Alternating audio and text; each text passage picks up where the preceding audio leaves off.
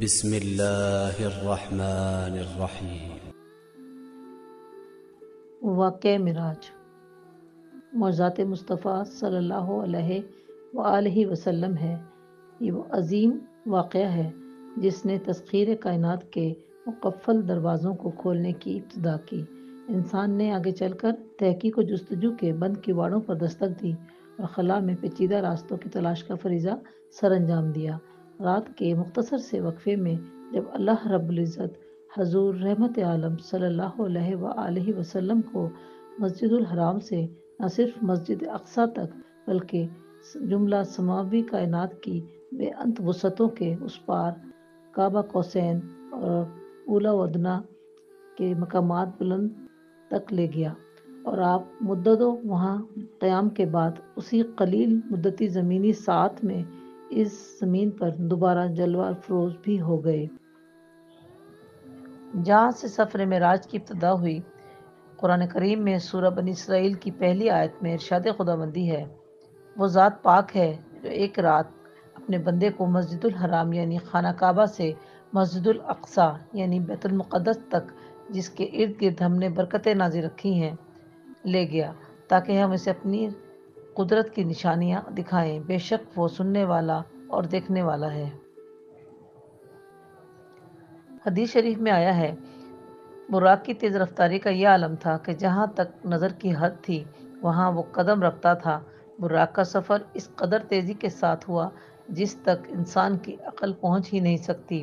ایسا لگتا تھا کہ ہر طرف موسم بہار آ گیا ہے، چاروں طرف نور ہی نور پھیلتا چلا گیا۔ اس سفر کے دوران آپ صلی اللہ علیہ وآلہ وسلم مکہ سے مسجد اقصیٰ گئے اور وہاں تمام انبیاء کرام کی نماز کی امامت فرمائی۔ پھر آپ صلی اللہ علیہ وآلہ وسلم آسمانوں میں اللہ تعالیٰ سے ملاقات کرنے تشریف لے گئے۔ وہاں اللہ تعالیٰ نے آپ صلی اللہ علیہ وآلہ وسلم کو جنت اور دوزخ دکھایا۔ وہاں آپ کی ملاقات مختلف انبیاء کرام سے بھی ہوئی۔ اسی سفر میں نماز بھی فرض ہوئی۔ معراج جسمانی اور روحانی ایک اختلافی مسئلہ رہا ہے، مگر احادیث صحیحہ اور تفاسیر معتبرہ اس بات کی نشاندہی کرتی ہیں کہ معراج جسمانی تھی اور خدا کے رسول نے فرش سے عرش تک بلکہ کعبہ قوسین اولی و ادنیٰ تک کی منزل اپنے اسی جسم نازنین خاکی کے ساتھ طے کی تھی۔ سفر معراج کا پہلا مرحلہ۔ سفر معراج کے پہلے مرحلے پر سفر جاری تھا کہ حضور رحمت عالم صلی اللہ علیہ وآلہ وسلم کا گزر حضرت موسیٰ علیہ السلام کی قبر انور کے قریب سے ہوا۔ آپ صلی اللہ علیہ وآلہ وسلم نے دیکھا کہ وہ اپنی قبر انور میں کھڑے نماز ادا کر رہے تھے۔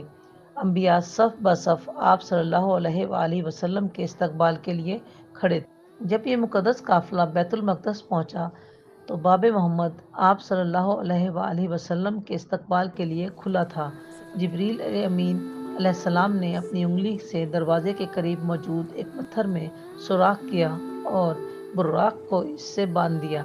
پھر آپ صلی اللہ علیہ وآلہ وسلم بیت المقدس میں داخل ہوئے تو تمام انبیاء کرام آپ صلی اللہ علیہ وآلہ وسلم کی تعظیم و اکرام اور احترام میں منتظر تھے۔ انہیں حضور صلی اللہ علیہ وآلہ وسلم کی امامت میں نماز پڑھنے کا شرف حاصل ہوا۔ سفر معراج کا دوسرا مرحلہ۔ انبیاء رحمت عالم صلی اللہ علیہ وآلہ وسلم کی ملاقات حضرت آدم علیہ السلام سے ہوئی۔ انہیں بتایا گیا کہ یہ آپ کے جلیل القدر فرزند ہیں، ختم المرسلین ہیں، یہی حضرت محمد صلی اللہ علیہ وآلہ وسلم ہیں۔ آقائے دو جہاں صلی اللہ علیہ وآلہ وسلم نے دادا جان کہہ کر آدم علیہ السلام کی بارگاہ میں سلام ارشاد فرمایا۔ حضرت آدم علیہ السلام نے سلام کا جواب بھی عرض کیا اور اپنے عظیم فرزند کو دعاؤں سے بھی نوازا۔ اس کے بعد مہمان عرش حضور پرنور صلی اللہ علیہ وآلہ وسلم کو دوسرے آسمان کی طرف اٹھایا گیا۔ پہلے آسمان کی طرح بواب نے دوسرے آسمان کا بھی دروازہ کھولا۔ یہاں حضور صلی اللہ علیہ وآلہ وسلم کی سیدنا عیسیٰ علیہ السلام اور یحییٰ علیہ السلام سے ملاقات ہوئی۔ اس یادگار ملاقات اور آسمان کے ملکوتی مشاہدات کے بعد آپ صلی اللہ علیہ وآلہ وسلم کو تیسرے آسمان کی طرف اٹھایا گیا۔ تیسرے آسمان پر حضور صلی اللہ علیہ وآلہ وسلم کی ملاقات سیدنا یوسف علیہ السلام سے کرائی گئی۔ تیسرے آسمان کے مشاہدات نورانی کے بعد حضور صلی اللہ علیہ وآلہ وسلم کو چوتھے آسمان پر پہنچایا گیا۔ چوتھے آسمان پر تاجدار کائنات صلی اللہ علیہ وآلہ وسلم کی ملاقات حضرت ادریس علیہ السلام سے کرائی گئی۔ اس طرح حضور صلی اللہ علیہ وآلہ وسلم سفر معراج طے کرتے ہوئے پانچویں آسمان پر پہنچے تو وہاں حضرت ہارون علیہ السلام سے ملاقات ہوئی۔ چھٹے آسمان پر حضور صلی اللہ علیہ وآلہ وسلم کی ملاقات سیدنا موسیٰ علیہ السلام سے ہوئی۔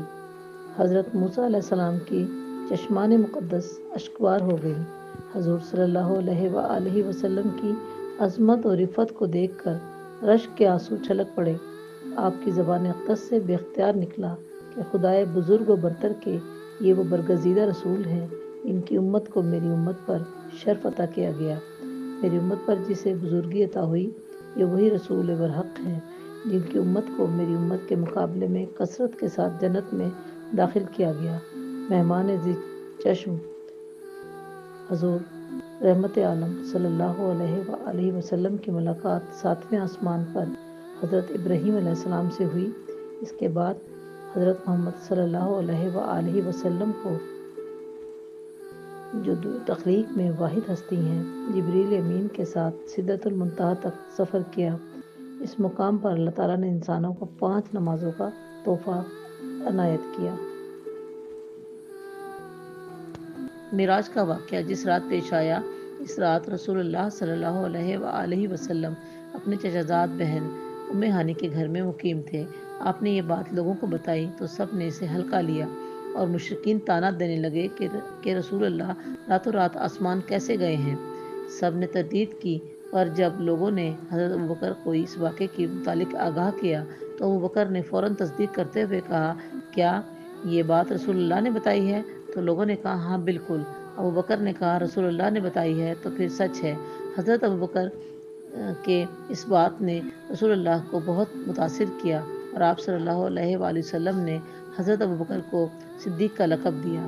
مکہ کا ایک شخص جو شام اور فلسطین زیادہ سفر کیا کرتا تھا آیا اور بولا، اگر آپ واقعی راتوں رات مسجد اقصیٰ اور پھر آسمانوں میں گئے ہیں تو مجھے مسجد اقصیٰ کا پتہ ہے، میں آپ سے سوالات پوچھتا ہوں، آپ جواب دیں۔ اس شخص نے رسول اللہ صلی اللہ علیہ وآلہ وسلم سے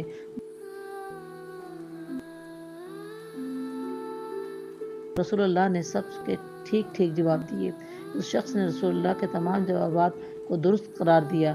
شب معراج پر اللہ کی خاص عنایت۔ رسول اللہ صلی اللہ علیہ وآلہ وسلم نے اللہ سے پردے میں بات کرنے کا شرف حاصل کیا جو اور کسی کو حاصل نہیں ہوا۔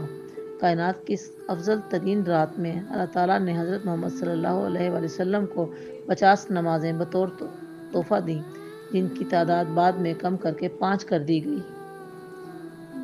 معراج اور اسراء میں فرق۔ معراج اس روحانی اور جسمانی سفر کا نام ہے جس میں حضور صلی اللہ علیہ وآلہ وسلم کو آسمانوں کی سیر کروائی گئی۔ اس کا ذکر سورہ نجم میں ہے۔ اسراء جسمانی اور روحانی سفر کا دوسرا مرحلہ ہے جو آپ صلی اللہ علیہ وآلہ وسلم کو مکہ سے بیت المقدس تک کرایا گیا۔ اس کا ذکر سورہ بنی اسرائیل میں ہے۔ جی ناظرین، یہ تھا سفر معراج کا واقعہ۔ آپ سے درخواست ہے کہ ہمارے چینل کو لائک، سبسکرائب اور شیئر ضرور کریں اور بیل آئیکن کے بٹن کو دبانا مت بھولیں تاکہ ہماری آنے والی ہر نئی انفارمیٹیو اسلامک ویڈیو آپ تک پہنچ سکے۔ جزاک اللہ خیر۔